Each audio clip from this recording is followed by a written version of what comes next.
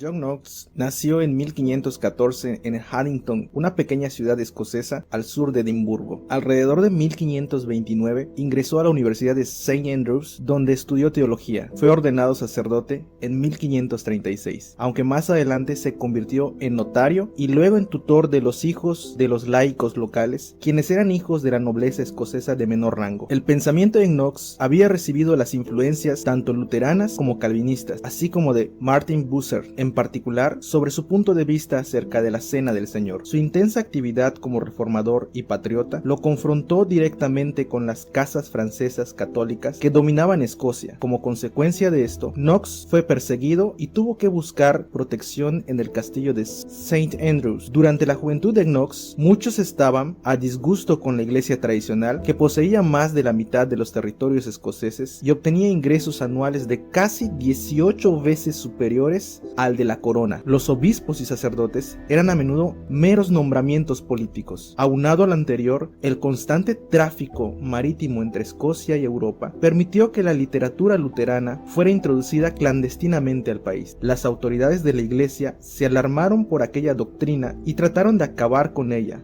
Por este asunto, Patrick Hamilton, un converso protestante abierto, fue quemado en la hoguera en 1528. A principios de la década de 1540, Knox estuvo bajo la influencia de reformadores convertidos y durante una predicación de Tomás Guillem se unió a ellos. Knox se convirtió entonces en un guardaespaldas para el ardiente predicador protestante George Wishart, que estaba predicando por toda Escocia. En 1546, el cardenal David Bayton había arrestado a Wishart, quien sería juzgado y estrangulado y quemado en la hoguera. En respuesta a esto, un grupo de 16 nobles protestantes irrumpieron en el castillo y asesinaron a Bayton. El castillo St. Andrews fue sitiado inmediatamente por la flota de naves francesas, ya que Francia católica era una aliada de Escocia. Aunque Knox no estaba al tanto del asesinato de Bayton, durante una pausa en el sitio, se unió a la parte sitiada en el castillo. Un año después,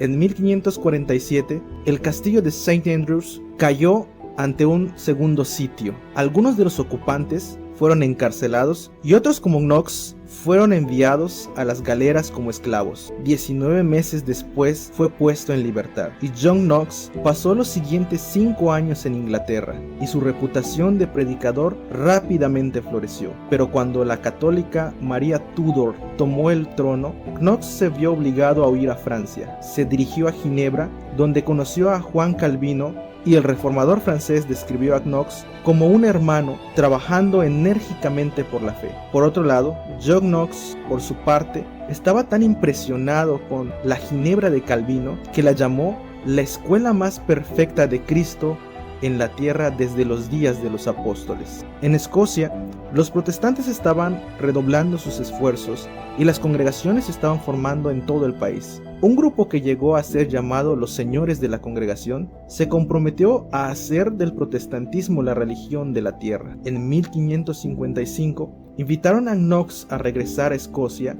y allí Knox pasó 9 meses predicando de manera extensiva y persuasiva antes de verse obligado a regresar a Ginebra. Lejos de su patria, otra vez, publicó algunas de sus obras más controversiales. Por ejemplo, en su obra Admonición a Inglaterra, atacó a los líderes que permitieron el catolicismo de nuevo en Inglaterra. En su otra obra, Apelaciones a la nobleza y a la comunidad de Escocia, extendió a la gente común el derecho el deber de rebelarse contra gobernantes injustos. Knox regresó a Escocia en 1559 y volvió a desplegar sus formidables habilidades de predicación para aumentar la militancia protestante. A los pocos días de su llegada, predicó un violento sermón en Perth contra la idolatría católica, causando un motín. Los altares fueron demolidos y las imágenes destruidas, y las casas religiosas también destruidas.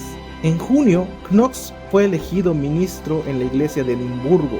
En sus sermones, Knox típicamente pasaba media hora haciendo una exégesis tranquila de un pasaje bíblico.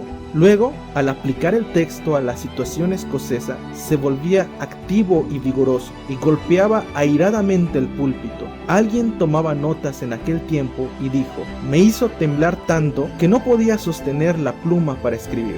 En Escocia, el parlamento ordenó a Knox y a 5 compañeros que escribieran una confesión de fe, el primer libro de disciplina y el libro del orden común, todos los cuales lanzaron la fe protestante en Escocia en un modo claramente calvinista y presbiteriano. Para finales de julio de 1572, John Knox llegó a Edimburgo, aunque en ese momento era extremadamente débil y su voz también.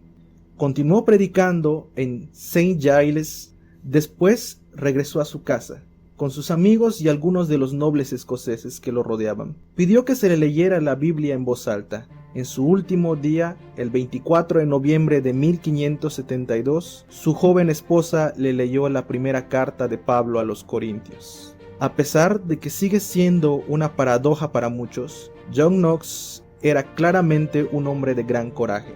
Se cuenta que un hombre dijo ante la tumba abierta de Knox: aquí está un hombre que ni ha halagado ni temido a ninguna carne. El legado de Knox es grande, pues su progenie espiritual incluye unos 750,000 presbiterianos en Escocia, 3 millones en Estados Unidos y muchos millones más en todo el mundo.